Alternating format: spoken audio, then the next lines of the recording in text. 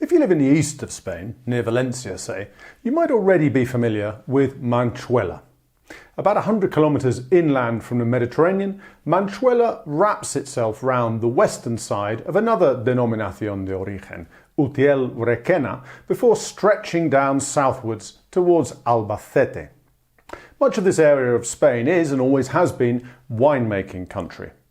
For centuries, Spain's mountainous geography frustrated internal communications, creating lots of little isolated local markets.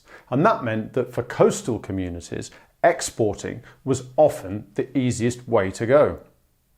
Back in the time of the Phoenicians and the Romans, proximity to the seaport at Sagunto, for example, meant that much of the wine produced here was exported across the Mediterranean. Those historical trading links are still with us today. The names of some of Spain's best-known grapes often come from the names of the ports where the wines were loaded, like Monastrell, for example, known as Mourvèdre in France, which derives from the Roman name Murviedro, which is the name they gave to the port of Sagunto.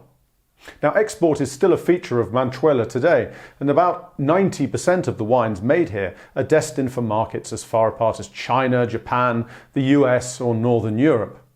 The region's 12,500 hectares of vines span the two provinces of Cuenca and Albacete and are sliced in half north to south by the Júcar and Cabriel rivers. The area is a plateau, about 600 to 1,000 metres above sea level, sandwiched between the coastal regions to the east and central Spain to the west.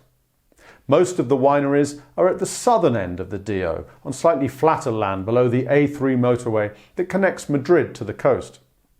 At its northern extreme, the Sierra de Mira Mountains forms part of Spain's central mountain system. The 2 or 3 wineries up here farm some of the highest vineyards in Spain at around 1,100 metres above sea level. Now, all that altitude, of course, means lots of temperature differentiation between day and nighttime, so grapes can ripen gradually and build up plenty of flavour and aroma without losing that all-important acidity.